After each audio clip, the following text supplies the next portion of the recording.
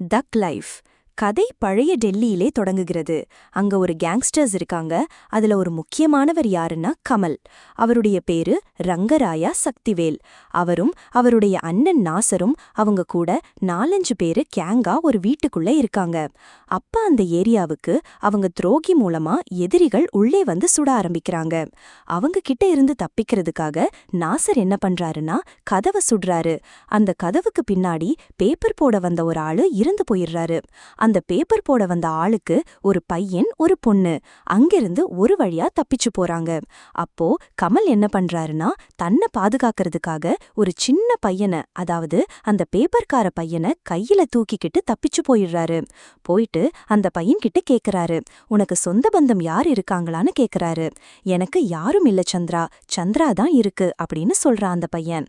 யார் அந்த சந்திரா அப்படின்னு கேட்டதற்கு அது என்னோட தங்கச்சி, வயசு 4 அப்படின்னு சொல்றான். அதனால சிம்புவை அவன் வளர்க்க வேண்டிய ஒரு கட்டாயம் வந்துடுது.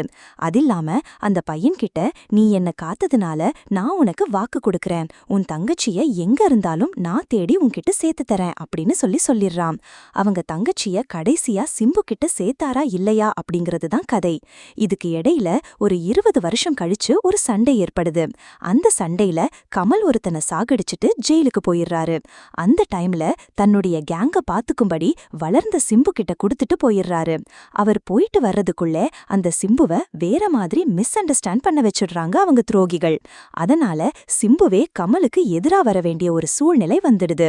அதுக்கப்புறம் கமலை கொல்ல திட்டம் போடுறாங்க. அது மாதிரியே கொல்றாங்க. ஆனா கமல் சாகாம 2 வருஷம் கழிச்சு பொழைச்சு மறுபடியும் வராரு.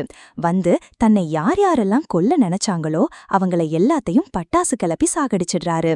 கடைசியா சிம்புவோட சண்டை போடும்போது அதுக்குள்ளே கமலுக்கு குண்டடிப்பட்டு அந்த தங்கச்சிய, அதாவது சந்திராவை பார்க்க நேரிடுது. பாக்குறாரு. அந்த சந்திராவை கொண்டுட்டு போய் தன்னுடைய அண்ணனான அமரன் கிட்ட சேர்த்து தர்றாரு. ஆனா துரதிர்ஷ்டவசமா ஒரு நிகழ்வு அங்க நடக்குது. படம் முடியுது. இதுல கமலுக்கு ஏகப்பட்ட இழப்பு ஏற்படுது. இருந்தாலும் அவரு கொடுத்த வாக்க காப்பாத்துறாரு. இதுதான் தக் லைஃப் படத்தோட சுருக்கம். வின்வேஜ் நாயகா பாட்டு என் டைட்டில்ல தான் வருது. படத்தை தியேட்டர்ல போய் பாருங்க. நன்றி.